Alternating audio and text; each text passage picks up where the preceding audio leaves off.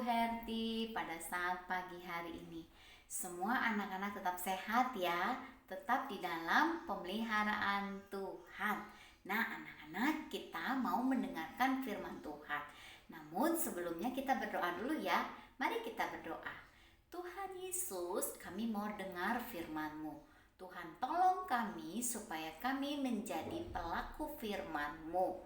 Tuhan, biarlah kami bisa percaya dan memahami akan kebenaran firman-Mu. Dalam nama Tuhan Yesus kami berdoa. Amin.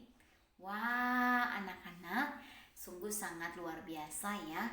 Kita sudah melewati tahun-tahun, bulan demi bulan, minggu demi minggu, hari demi hari. Nah, di video sebelumnya Ibu Herti sudah menceritakan bagaimana rencana Tuhan yang terbaik. Rencana Tuhan yang terbaik. Nah, masih tetap cerita tentang kisah Yusuf, yaitu tentang Allah pemeliharaku. Allah pemeliharaku. Wah, anak-anak, kan ada lagu ya, burung pipit yang kecil dikasihi Tuhan, terlebih diriku dikasihi Tuhan. Tuh, ada lagi burung pipit tidak bekerja, tidak menanam, tetapi Tuhan memelihara dia. Nah, anak-anak di rumah, kalian buka di dalam Kejadian pasal 41 ya. Nanti kalian baca Kejadian pasal 41 ayat yang pertama sampai di ayat yang terakhir. Ya, anak-anak bisa membacanya di rumah ya. Kejadian pasal 41 ayat yang pertama sampai ayat yang ke-57. Kejadian 41 ayat yang pertama sampai ayat yang ke-57. Ingat ya, Ibu Herti sengaja tidak menuliskannya di slide ya.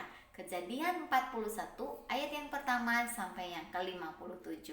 Nah, anak-anak, kalian ingat meskipun juru minuman sudah keluar, tapi dia lupa kalau dia menyampaikan pesan kalau Yusuf itu tidak bersalah. Yusuf itu tidak bersalah. Dia difitnah. Dia dibohongin oleh istri Potifar.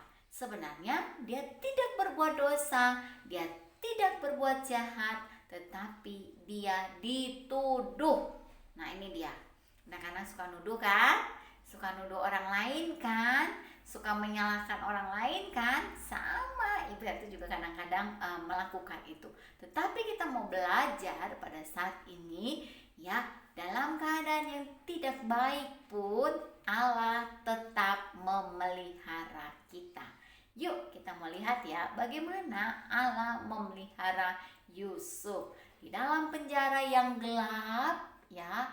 Di dalam penjara yang gelap karena istri Potifar yang berbuat jahat kepada Yusuf, dia pun harus dihukum. Dia ada di penjara, dia tidak bisa melakukan aktivitasnya dengan bebas, dan di penjara itu sangat tidak enak sekali, bau dan dingin ya. Mungkin di sana banyak kecoa dan banyak tikus. Wah, anak-anak, dia sebenarnya kesel juga ya, mungkin ya sedikit ya dengan istri Potifar yang tidak baik itu. Tetapi ketika Yusuf masih di penjara, satu malam, one night ya, satu malam Raja Firaun itu, kemarin Yusuf yang video yang sebelumnya Yusuf bermimpi, saudara-saudaranya marah. Terus kemudian ini banyak mimpi ya ceritanya ya. Yang kedua si juru minuman dan juru roti. Sekarang yang mimpi adalah Firaun. Wah, sekarang Ibu Herti ini bahas tentang mimpi terus. Emangnya Ibu Herti ahli mimpi? Enggak ya, Ibu Herti itu enggak ahli mimpi ya. Tetapi kita mau belajar tentang memang kadang-kadang Tuhan memberitahu apa yang akan terjadi lewat mimpi kita. Nah, tapi jangan mimpi ketemu monster ya, atau ketemu dikejar-kejar ular. Itu mengganggu tidur ya. Tidur kita menjadi kurang nyenyak. Nah, anak-anak, di istana Mesir ya dipimpin oleh seorang raja namanya Firaun. Ingat ya, di istana Mesir dipimpin oleh seorang raja namanya Firaun. Nah, di sana Raja Firaun bermimpi. Dia mimpi, ada dua mimpinya. Ya, ingat ya, ada dua mimpinya. Ya, ingat, Yusuf juga punya dua mimpi ya. Sama Firaun juga punya dua mimpi. Yang pertama, mimpinya adalah dia melihat ada 7 ekor lembu yang kurus. Ya. Dan yang 7 ekor lembu yang kurus ini memakan 7 ekor yang gendut, yang gemuk. Wow, membingungkan ya anak-anak ya, kalau misalnya yang gemuk memakan yang kurus, ya karena dia lebih besar ya, wajar lah gitu kan, karena dia lebih besar. Tetapi ini aneh, kenapa 7 ekor lembu yang kurus ini bisa memakan 7 ekor lembu yang gemuk? Kenapa ya? Nah, anak-anak, si raja ini pun dia mimpi dia masa ketemu sama 7 ekor lembu yang kurus dan 7 ekor lembu yang gemuk. Hei, dia mimpi lagi.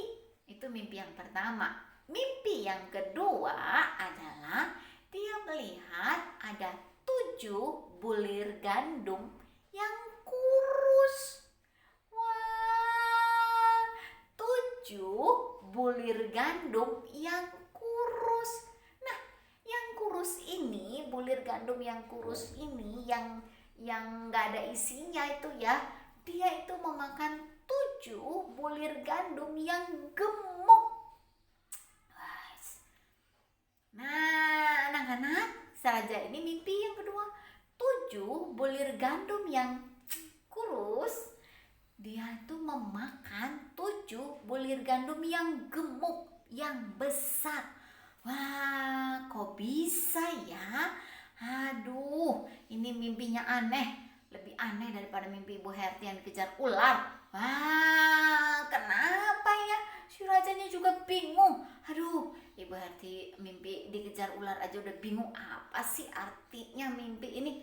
Nah, akhirnya Raja Firaun ini, kan dia raja, dia berkata, "Hai prajurit-prajuritku, sekarang ku perintahkan, ayo kamu cari di seluruh negeri ini siapa yang bisa mengartikan mimpiku.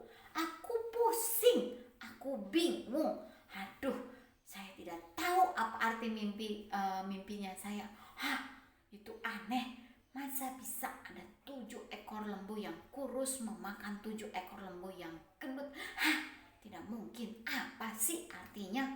Terus ada 7 bulir gandum yang kurus memakan 7 bulir gandum yang gemuk. Sekarang kumpulkan, cari di seluruh pelosok negeri ini.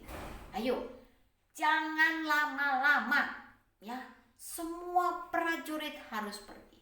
Hei, ketika raja sudah mengumumkan itu, ingat ada juru minuman yang ketemu di penjara dengan Yusuf. Nah, dia lihat, wow, raja kayaknya dia lagi bete. Raja lagi marah. Kata anak tetangganya Ibu Herti, Mei, wah, raja lagi marah. Wah, kenapa ya dia marahnya? Apakah karena mainannya diambil? Atau dia marah karena diusilin sama dedenya? Atau dia marah karena es krimnya diambil? Atau dia marah karena coklatnya dimakan? Wah, kenapa ya dia marah ya? Anak-anak dia marah, dia karena marah dia jengkel, bete. Gak mau diajak ngomong. Jangan ganggu saya. Waktu rajanya lagi bete, memang tugasnya juru minuman ya. Dia tahu raja harus minum karena raja akan haus. Dia bawa minuman. Permisi, raja. Ini ada minuman buat raja supaya seger. Ya, ini ada air anggur, raja harus minum. Terus kemudian dia bilang nih, raja jangan marah ya, yang lainnya takut. Rajanya lagi bete, rajanya lagi marah. Raja jangan marah ya, tapi ya. Nah, tadi aku sedikit mendengar kalau raja memerintahkan kepada pengawal untuk mencari orang yang bisa mengartikan mimpi raja. Benar tidak, raja? Hah? Betul? Saya memang cari orang yang bisa mengartikan mimpi saya. Emang kenapa? Karena rajanya bete. Si juru minumannya juga ngomongnya pelan dan hati-hati sekali. Dia takut kalau rajanya marah. Raja, saya ingin memberitahu kepada raja. Waktu itu saya dipenjara sama juru roti. Ya, terus di penjara itu saya bertemu dengan seorang Ibrani, ya, namanya Yusuf. Di penjara saya dan juru roti juga mimpi, raja. Ya, saya mimpi kalau ada anggur saya peras dan saya taruh di piala raja. Lalu katanya 3 hari kemudian saya akan bebas. Dan memang benar, saya bisa kembali bekerja. Nah, raja cobain aja. Siapa tahu dia bisa mengartikan mimpi raja. Saya berharap dia bisa mengartikan mimpi raja supaya raja bisa tenang. Raja berkata, apakah yang kamu katakan itu benar? Sekarang juga kamu bawa tuh si Yusuf, pengawal, ambil Yusuf dari penjara, bawa dia ke istana. Nah, si pengawalnya pun membawa. Wah, lihat tangannya masih dirantai ya, karena pada saat itu orang yang di dalam penjara tidak boleh, namanya borgol, ya. Kamu pernah lihat kan polisi tangkap penjahat, tangannya diborgol. Nah, tangannya juga diborgol supaya Yusuf tidak bisa kabur. Nah, Yusuf pun datang dengan tangan yang terborgol kepada raja. Permisi raja, selamat pagi. Apakah saya bisa membantu raja? Terus raja bilang, aku tuh lagi bingung. Saya lagi bingung. Beberapa malam yang lalu saya bermimpi. Di dalam mimpi saya itu, saya melihat ada 7 ekor lembu yang kurus. Dia itu memakan 7 ekor lembu yang gemuk. Kemudian mimpi yang kedua adalah saya melihat ada 7 bulir gandum yang kurus memakan 7 bulir gandum yang gemuk. Kan saya jadi bingung. Kira-kira apa ya artinya? Yusuf pun mulai mendengar isi mimpi daripada Raja Firaun. Nah, anak-anak, kira-kira apa ya artinya ya? Tuh, dia katakan. Nah, dia lihat. Lalu Yusuf, Raja, sebenarnya saya mau coba kasih tahu. Kata menurut hikmat yang dari Tuhan. Tuhan memberitahu kepada saya, ya, memberikan hikmat kepada saya untuk mengartikan mimpi raja. Nah, raja artinya adalah 7 ekor lembu yang gemuk dan 7 bulir gandum yang gemuk.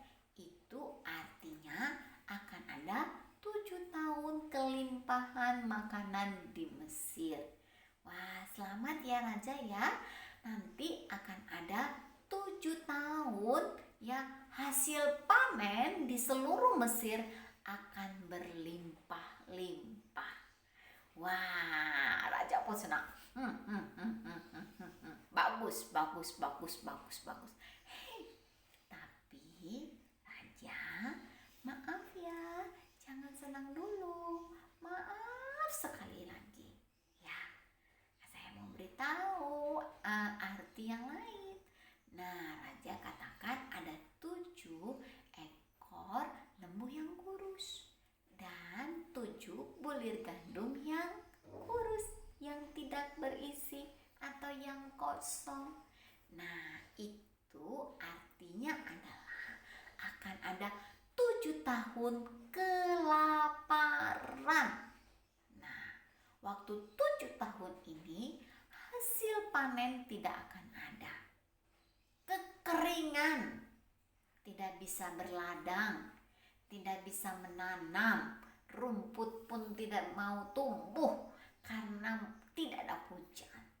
Ingat ya, Bapak petani membutuhkan hujan untuk menumbuhkan tanamannya. Nah, kalau nggak ada hujan, tanaman nggak bisa tumbuh dengan baik.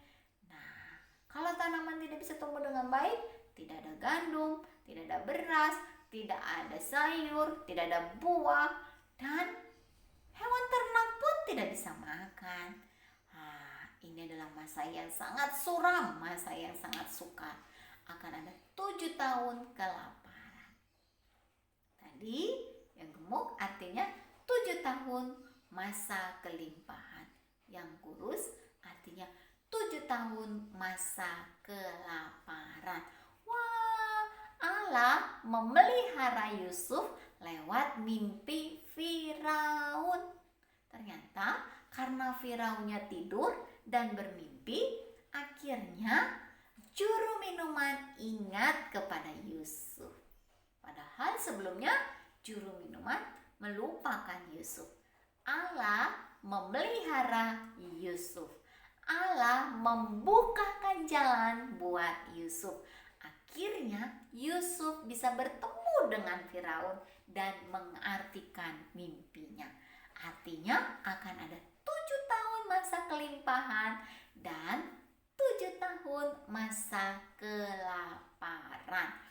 Nah, anak-anak katanya, dia bilang, coba raja yang mencari seseorang yang bijaksana.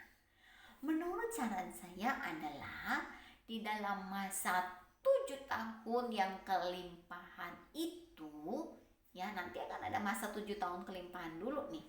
Ya, jadi raja cari orang yang bisa menyimpan persediaan makanan yang banyak.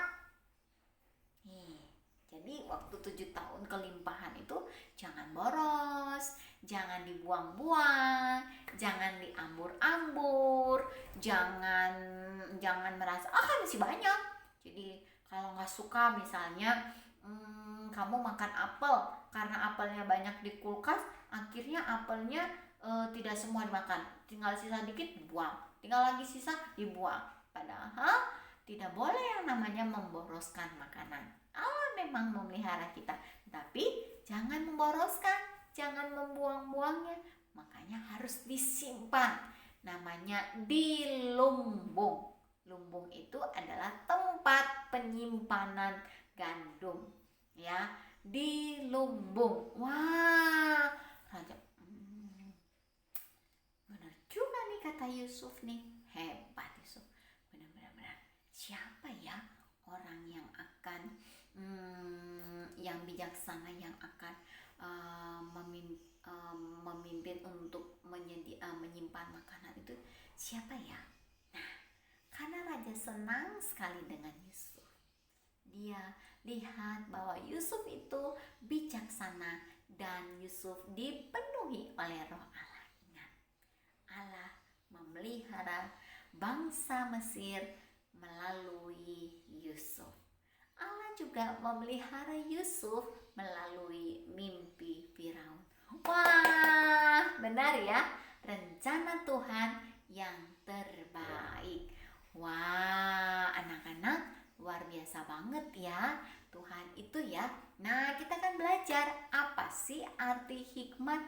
Hikmat itu adalah kemampuan yang diberikan Allah untuk membedakan yang benar dan yang salah.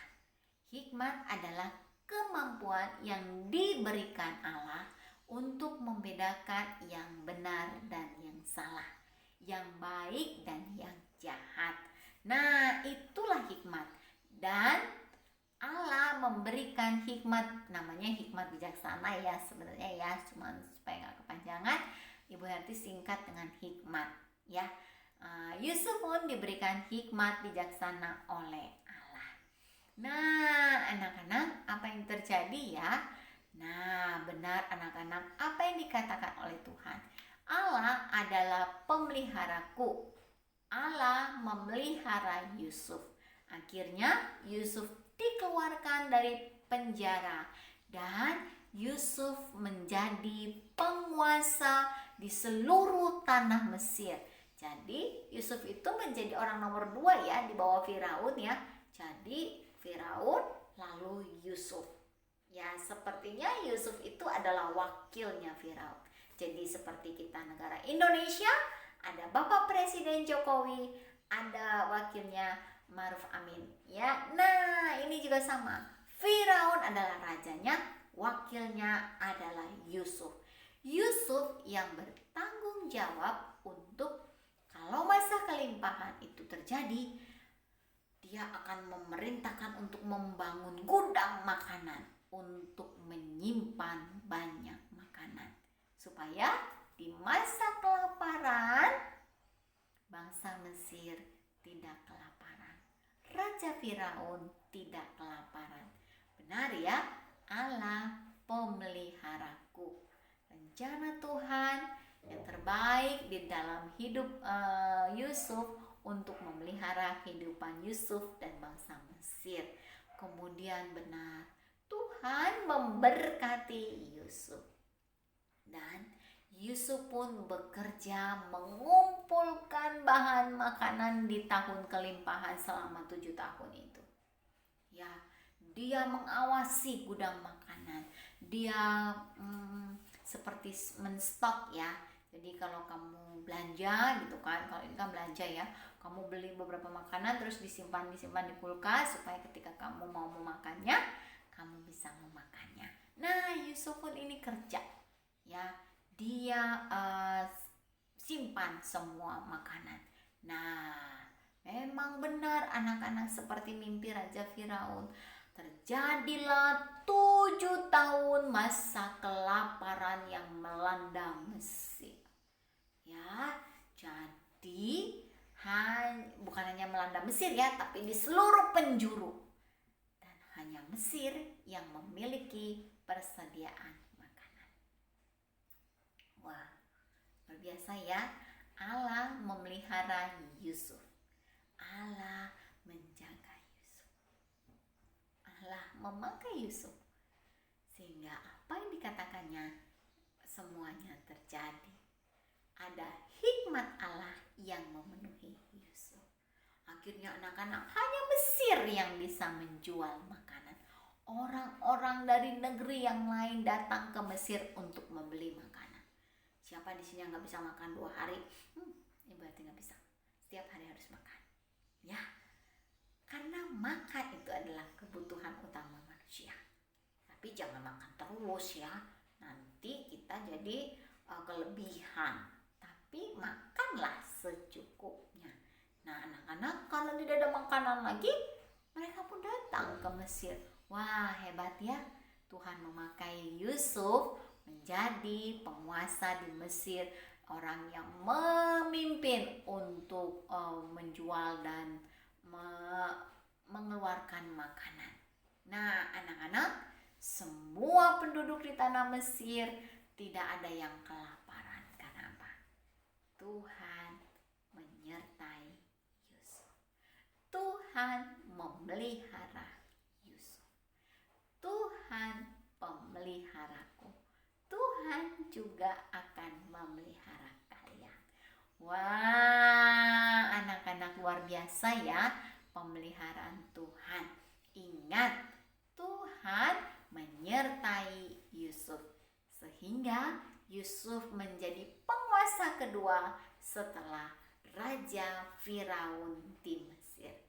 Itu adalah bentuk pemeliharaan Tuhan atas Yusuf. Nah, anak-anak, apa yang terjadi ya? Nah, Tuhan memelihara Yusuf dan bangsa Mesir. Tuhan juga yang akan memelihara kita. Saat ini kita akan jawab kuis lagi ya.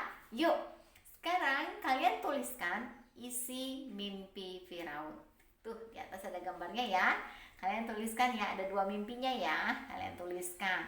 Kemudian yang kedua adalah mengapa Raja Firaun ini ya mengetahui arti mimpinya. Kenapa ya dia bisa tahu ya arti mimpinya ya? Tuh, tadi Bu Yati udah cerita ya. Coba kalian cerna. Nah, yang ketiga, apa ya arti mimpi Raja Firaun ini? Ada yang tahu? Nah, tuliskan ya arti mimpi kedua mimpinya tadi ya. Nah, anak-anak, yang keempat, mengapa Yusuf ini kok bisa ya jadi penguasa di Mesir? Padahal dia bukan orang Mesir loh. Padahal dia bukan lahir di Mesir loh. Tetapi Tuhan mengangkat dia menjadi penguasa di Mesir. Nah, yang kelima adalah apakah arti hikmat? Apa sih hikmat itu ya? Coba anak-anak tahu apa arti hikmat itu?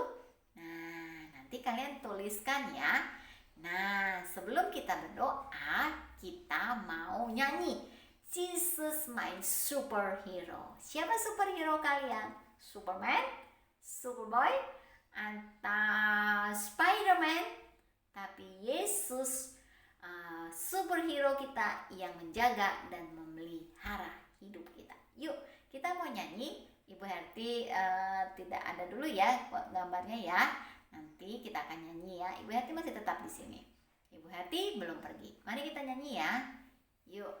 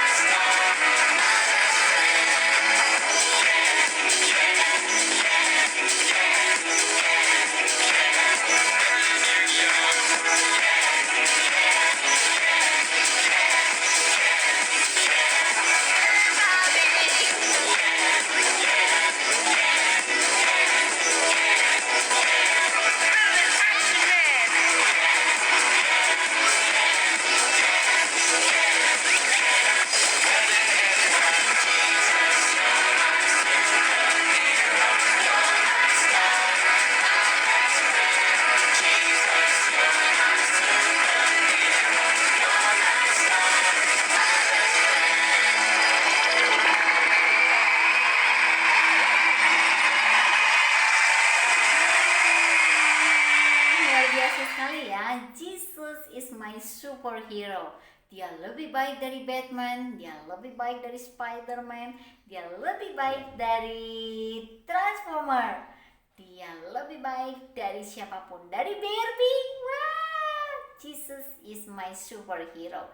Nah, anak-anak, Tuhan Yesus itu adalah segalanya di dalam hidup kita karena Dia adalah pemelihara kita.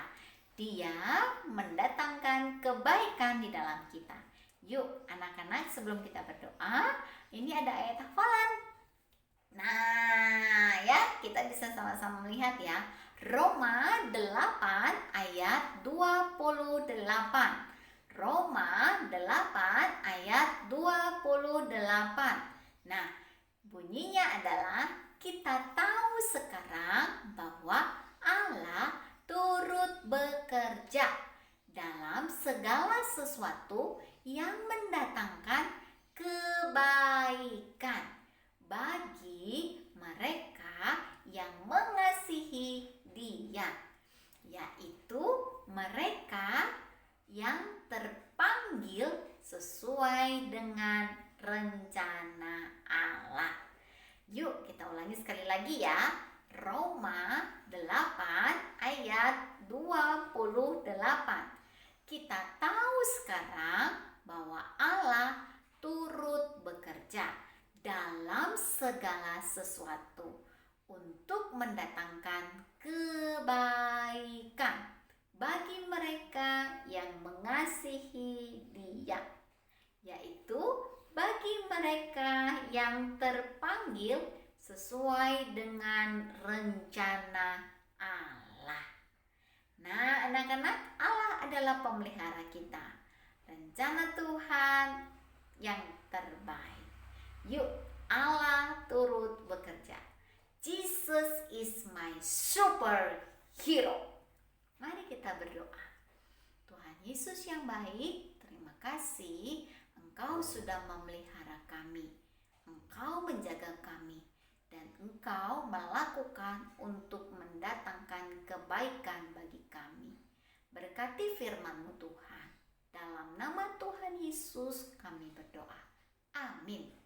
Oke anak-anak.